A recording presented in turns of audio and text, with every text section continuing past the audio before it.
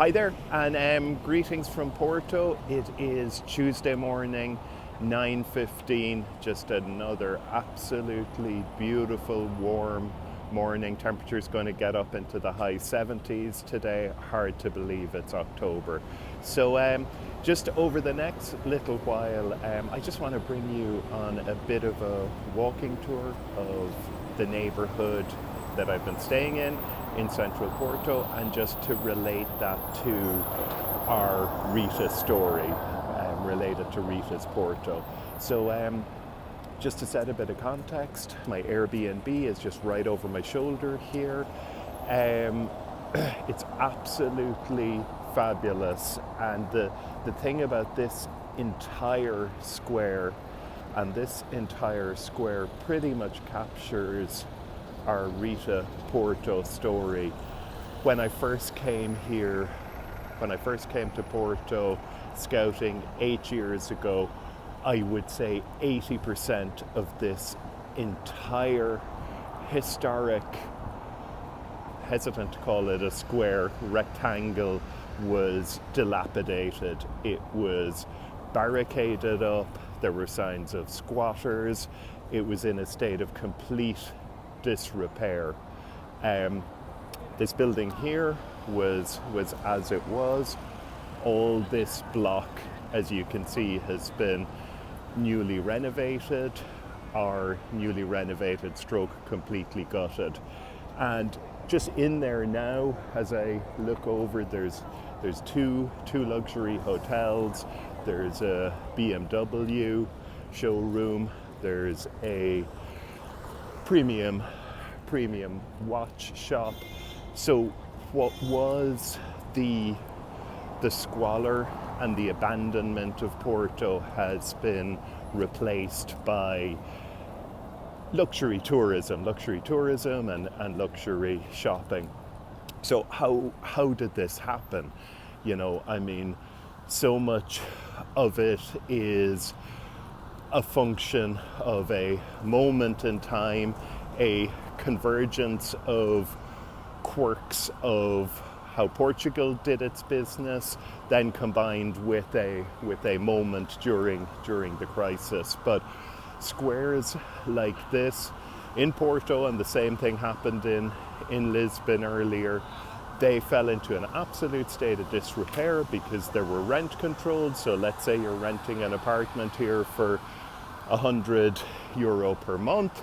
You can't up that. There was no incentive for landlords to do any type of improvements. They fell into disrepair. There were no tenants anyway.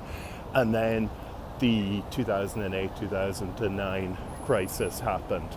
And when that happened, Portugal needed a solution. Their economy was completely on the brink, like the rest of Europe, but weaker economies like the Portugal economy at the time were particularly vulnerable. So as part of a series of measures, they created, first of all, rent controls had been abandoned. They created a golden visa initiative, which allowed foreigners to, with an investment in real estate or other vehicles, to get residency and a route to citizenship.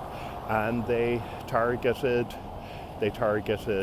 wealthy non-Europeans with golden visas. They targeted the Chinese, they targeted the Brazilians. They came in big numbers and poured billions into redevelopment like this. The net result is a absolutely world-class tourism product, amazing Airbnb and hotel infrastructure, because so many of these historic buildings have been renovated into luxury accommodations, and supply has absolutely soared, and at the same time demand has absolutely soared too. So meantime, Portugal wasn't just targeting those wealthy non-Europeans, they also targeted Europeans. As Europeans, we don't need we don't need a golden visa to come and live and work or retire in Portugal, but what Portugal did was they instituted their non-habitual residency program, which means that people like me can move to Portugal and we pay a lot more tax. So what did all this mean for investors? What this meant for investors is that if you got in on Porto, really as recently as my last recommendations of renovation projects, which was probably just before COVID, you've made an absolute killing. We had opportunities to buy dilapidated single-family homes and convert them into multiple units. You got in on that. You've made out like a bandit, an absolute killing. What this has meant for the broader state of the Porto market. Real estate is quite contentious here now. Right in this square on Sunday, there was a major demonstration about housing shortages. The Portuguese, certain sectors of the Portuguese politicians are making the bogeyman for the shortage of housing wealthy Brazilians and Chinese and folks that just came in here and invested. Now, in my opinion, there's very, very little truth to that. I mean, Madonna coming to Lisbon or Porto and spending $30 million on a home here isn't going to displace a middle-class Portuguese family. The presumably Chinese investors who made Airbnbs out of this dilapidated block, again, they're not displacing Portuguese. It was abandoned, it was going to stay abandoned, and even if, put simply, the renovation costs of buildings like this would put it, even just looking at the renovation costs, would be way out of whack with what a middle-class Portuguese family could pay. So real estate is contentious here. It's scarce. Those who've got in have made out like bandits. As for whether we can still get in, just bear with me and I'll cross the road and we'll pick that up there.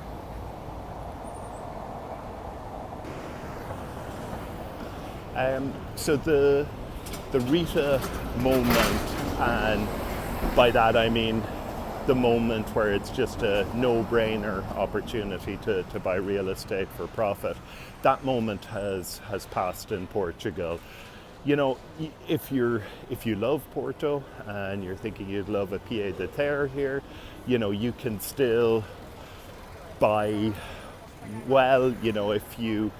If you do your work and buy well, and in particular buy something that's in need of a bit of attention and tart it up, you can still do okay. You can still maybe generate a 4% yield, which might be enough for you if this is a place you want to have a base. But as for a broader RETA opportunity, that moment has passed.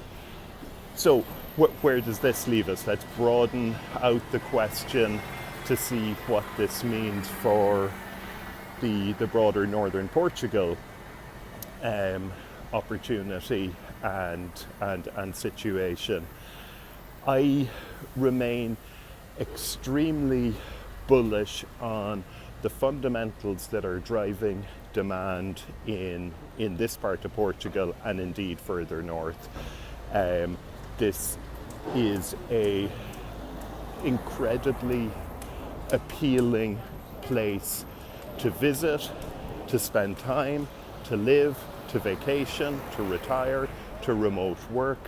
Costs of living are among the lowest you'll find in any place that's comfortable to live. The people are lovely, it's safe, it's secure, the weather is excellent. I mean, the weather living north of Lisbon, the weather has been an absolute pleasant surprise. As I say, now we're now into October and we've temperatures in the in the 70s and pushing into the 80s. So the fundamentals driving people to come and live and spend time here remain the same. So where do we look? On this trip, I have found a point of land. It's a point of land on the southern bank of the Douro.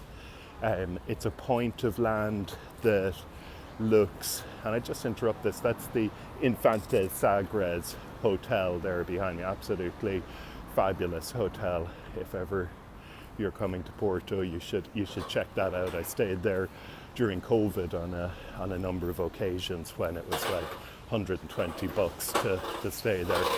I think that moment has passed. But back to this point of land, it was a point of land that was used for the processing and drying of cod. Those days are gone. There's very little to no cod left in Portuguese waters. And this piece of land is really, really exceptional because it's a point that looks to the Douro, looks to the river and across to Porto. You are like about 6 or 7 minutes by car to the buzzing port area, on the southern side of the Douro. And then you also have beachfront and beach views. So it's one of these incredibly special places to be able to lie on a beach facing the Atlantic. Even some surfers there. To your right, there's the River Douro. To your left, Atlantic beaches open up, and then just all around you is the majestic Porto. So this land is being developed into a series or a set of different low density, absolutely fabulous condo projects. So, I mean, we can buy spacious 2-bed, 2-bath condos of 1,400 square feet there from €350,000. So, as a long-term play on Porto, as a medium to long-term investment play, and also as a lifestyle play, because what this trip has really enforced to me is that Porto is literally one of the most livable cities on earth. And I'll say that again, it's one of the most livable cities on earth. You've got beach, you've got river, you've got amazing history. I mean, in truth, the central area has become pretty much overrun with tourists, so you kind of need to go a bit off the beaten track. But it is, in my opinion, one of the most livable cities on earth. And to be able to buy a condo, looking to the Atlantic, looking to the river, minutes from buzzing, vibrant activity for 350 to 400,000 euros, that's spacious, again 1,400 square feet, that will rent well. It is an exceptional, medium-term value play. So that's Porto. There's that pocket of opportunity. It's the next wave is moving out of the opportunity we had in historic downtown like this, and that's where I see today's Porto opportunity.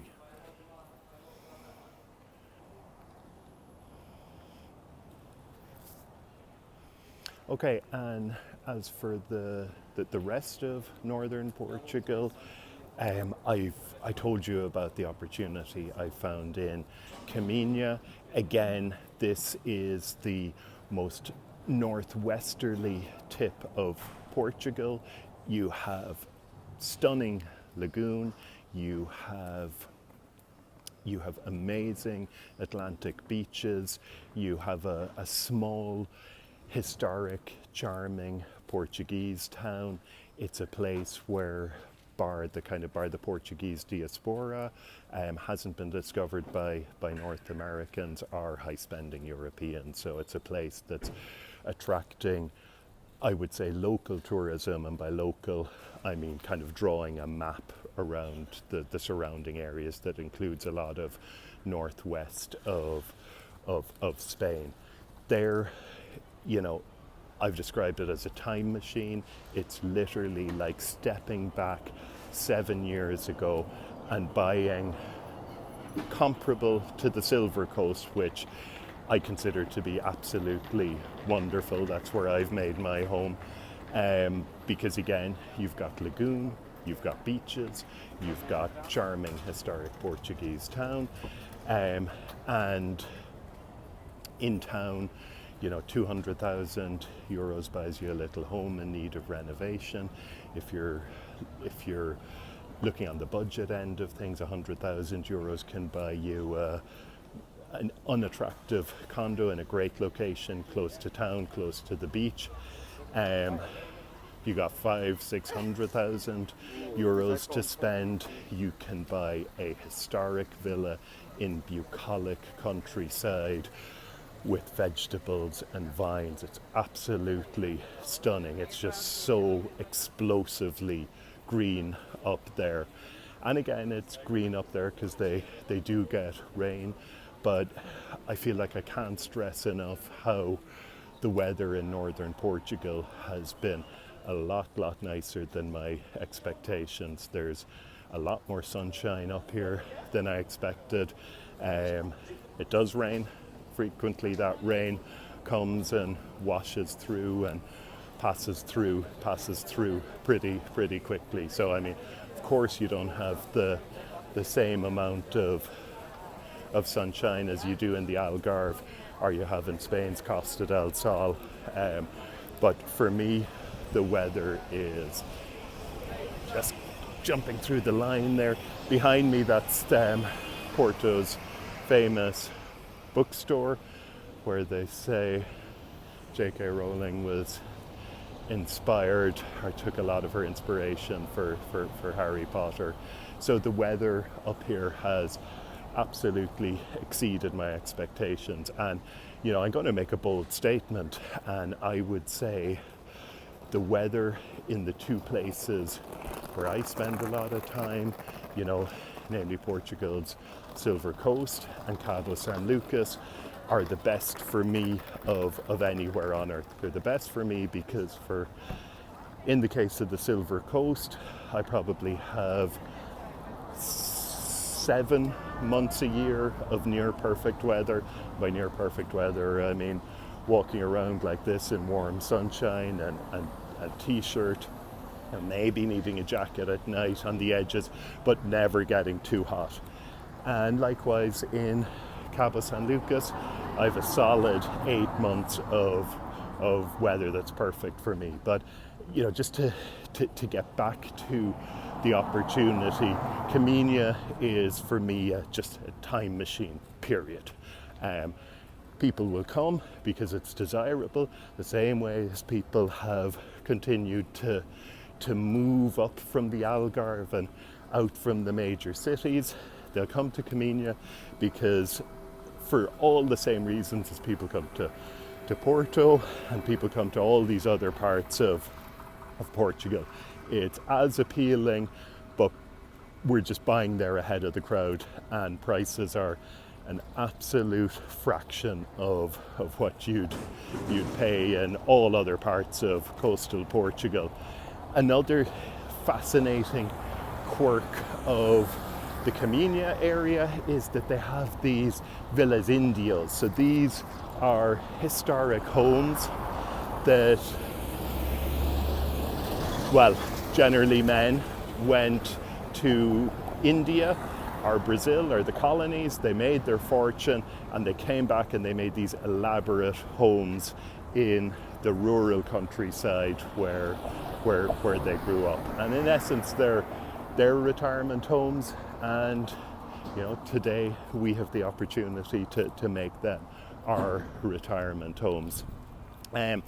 Also south of Comenia, you have Viana do Castelo, which again is just one of these absolutely fabulous Portuguese towns. You've got a lagoon, you've got a curve of, you've got a spectacular views, curve of beach, and prices quite literally for a song.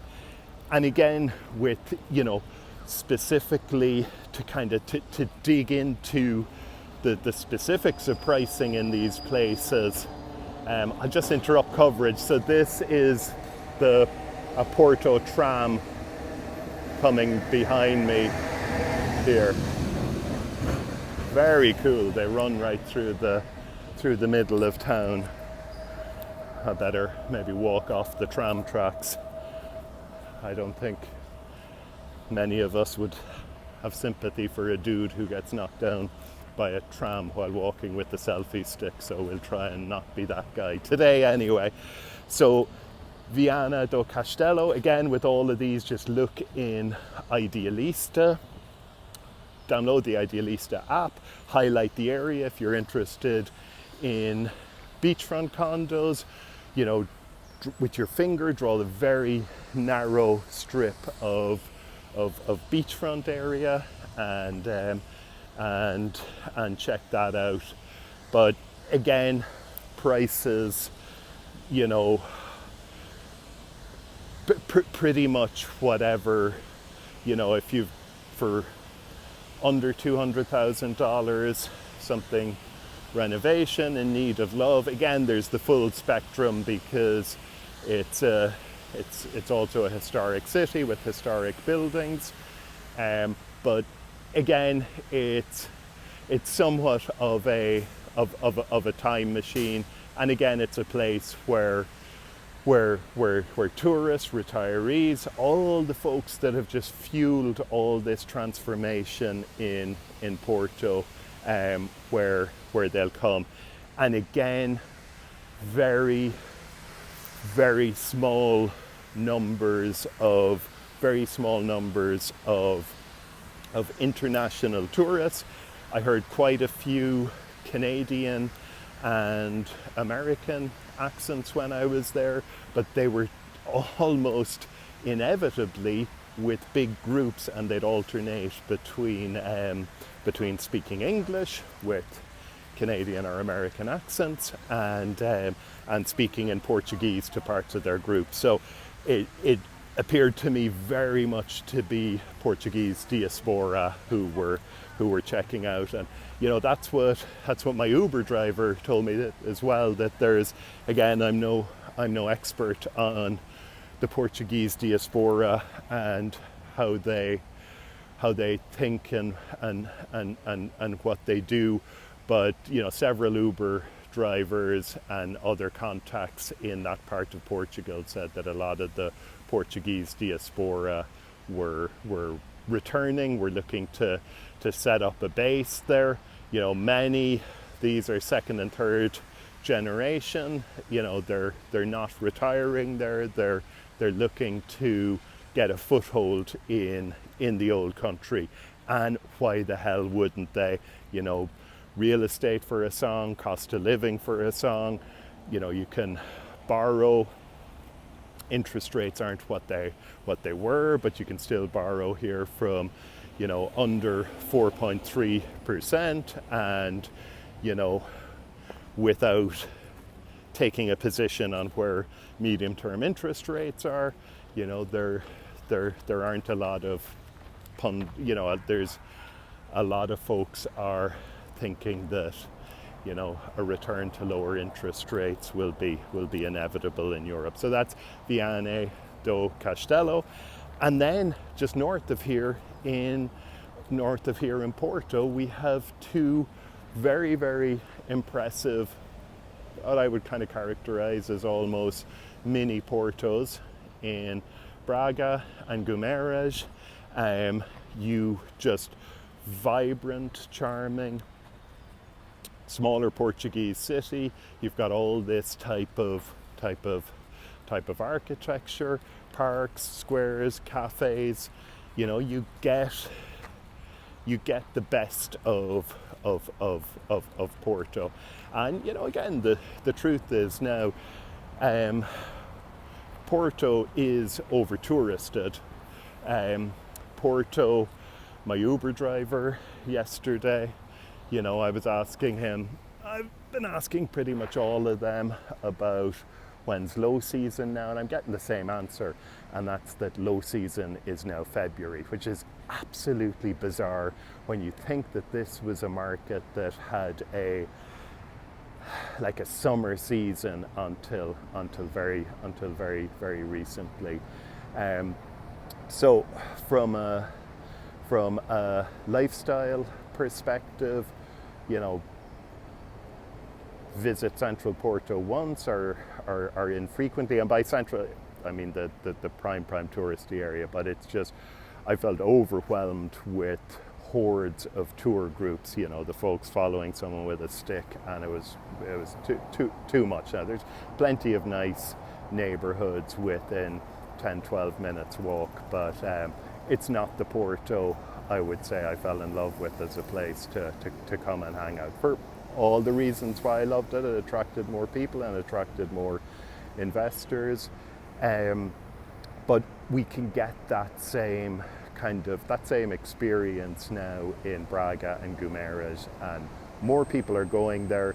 The horse has already somewhat bolted there, but there's opportunities to buy homes and convert them into Airbnbs and rental properties. Again, the play here is to get something that's a bit unloved, overlooked and unloved, within that kind of 10-minute walk of the main squares, ideally 7 or 8 minutes walk, and convert it into a highly spec'd, comfortable Airbnb, or else smaller units for longer term rentals. We can still do extremely well there. And then just, this is going to be my last thing. I'm going to pack up the selfie stick here now, go back, check out of my Airbnb, get into my car. It's going to be a 2-hour and 32-minute drive to my home in Praia del Rei. I'm excited about getting back to the beach there, but it also brings to mind how charming Caldas is, which is the small Portuguese city just about 20 minutes from my home. Again, there, with so much of this, the further south you go, the further behind you are. So I mean, Caldas was a great play, like much of the Silver Coast pre-COVID, post the COVID moment. There's still some opportunity in Caldas, but it's trickier to find, and things are getting tighter unless you're purely looking for a lifestyle opportunity, in which it's absolutely fabulous, and I can't speak more highly about living in that area. So there you have it. I'll just take you out now with a stroll through the park, and then we will head for home. Other comments about Portugal, I would encourage you, if you do come to visit here, book everything. Restaurants, the most in-demand restaurants. There were huge lines outside. It was very difficult to get a booking. The boat tours and the Douro is well worth exploring too. You have a host of tour options of the Douro, ranging from a couple of hours to pretty much a week, that will bring you all the way into Salamanca. Last year I did a 3-day river cruise up the Douro. We didn't stay on the boat, we stayed in various towns along the way. Absolutely fabulous. And just behind me here, I think this was a jail and turned into an exhibition centre. It's being renovated. So on that note, I'll let you go and take care, and see you all soon.